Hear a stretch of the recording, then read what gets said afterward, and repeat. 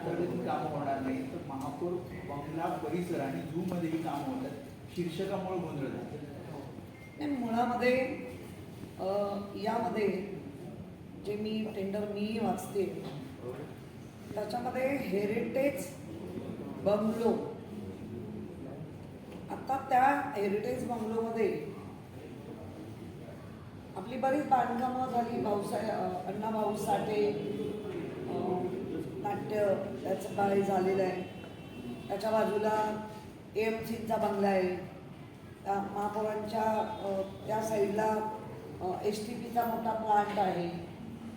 मुळामध्ये हे अधिकारी अशा चुका कशा करू शकतात? महापौरांना अडचणीत नेमका आणताय कोण? कारण मी पूर्ण वाचलं हे टेंडर. या टेंडरमध्ये महापौर बंगल्याच्या बाहेर जे काही बॅरिकेड लावले जाणार ना, बॅरिकेड प्राण्यांना त्रास होऊ नये म्हणून, तर मुळामध्ये महापौर बंगल्यांचा जो रस्ता आहे त्याच्यापासून कितीतरी आतमध्ये प्राण्यांचे पिंजरे, म्हणजे कितीतरी मीटरवर म्हणायला हरकत नाही. आणि ते लावायचे असतील तर ते लावू शकतात, कारण प्राण्यांना पक्ष्यांना बाहेरच्या याचं आवाजाने त्रास होऊ नये ही संकल्पना चांगली आहे. पण मग याच्यात लिहितानाच त्याने जर असं लिहिलं असतं AMC जनरल टू STP याच्यामध्ये अनेक कंपनी, डायरेक्ट महापौरांवर हा अटॅक झाला नसता. आणि महापौरांनी पण आता लक्ष दिलं पाहिजे. त्याचे काही वक्तव्य करतायत. मुळात हे टेंडर जर आम्ही आज तुम्हाला कळलं तर तुम्ही लगेच गटनेता बोलवलं असतं, तर उलट मी पण सांगितलं असतं की हे बरोबर आहे, फक्त महापौर बंगल्याचा उल्लेख म्हणजे हेरिटेज तुम्ही AMC टू STP असं म्हटलं असतं तर ते जास्त उचित राहिलं असतं. मी टेंडर मागे घेते याचा अर्थ तुम्ही काहीतरी केलं आहे असं जे कोण दाखवू इच्छित आहे, हे अधिकाऱ्यांना अधिकार नाही आहे. या अधिकाऱ्यांवरती महापौरांनी कारवाई काय करणार? कसं चुकलं? अख्खी ही बातमी नुसती मुंबईच्या महाराष्ट्रापुरती राहत नाही. मुंबईच्या महापौर ह्या जागतिक लेवलला पोचलेल्या असतात. सगळे आम्ही गेलो, पण अशा पद्धतीने जागतिक लेवलला पोचणं महापौरांना बदनाम करू.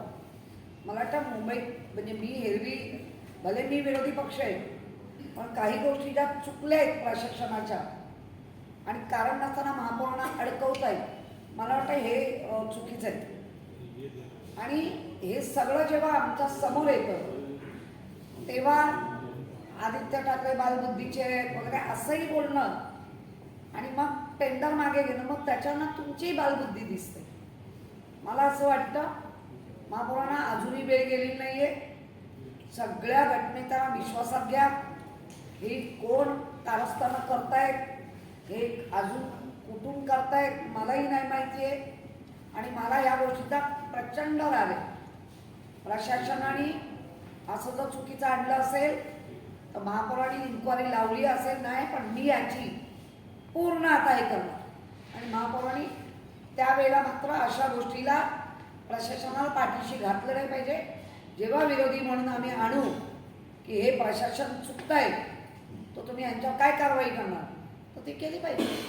मुळात मी महापौरांच्या स्वप्नात जाते त्या महापौर माझ्या हे विषयच आहे.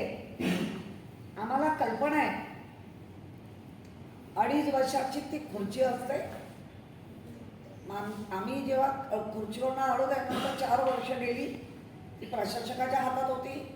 आणि मी कायम तुम्हाला महापौरांना सांगते की मॅडम गेली 5 वर्ष तुम्ही महापालिकेत नव्हता, मधली 4 वर्ष तुम्ही नव्हता, समजून घ्या या प्रशासनाचे कारनामे, समजून घ्या तुम्हाला काय अडचणीत आणताय. हे रिअल सरळ महापौरांना अडचणीत आणणारच टेंडर कॉपी आहे. आणि त्याच्यावर जर मग मीडियाने प्रश्न विचारले तर ते चुकीची नाही. आणि महापौरांनी आजच जेव्हा कळता क्षणी गट नेता घेतला असं तर आम्ही सगळे गट नेते तुमच्या पाठीशी उभं राहिलो असतो आणि हे टेंडर जरी चुकीचं असलं तरी मागे घेतलं नाही पाहिजे. हेड चुकला असेल मागे का घेतला? आम्ही आहोत ना तुमच्या पाठीशी, कितींदा सांगायचं, ओरडून ओरडून सांगतोय. तर त्यांना असं वाटतं आम्ही महापौरांची स्वप्न बघतोय. ही 5 वर्ष आम्ही स्वप्न बघत नाहीये.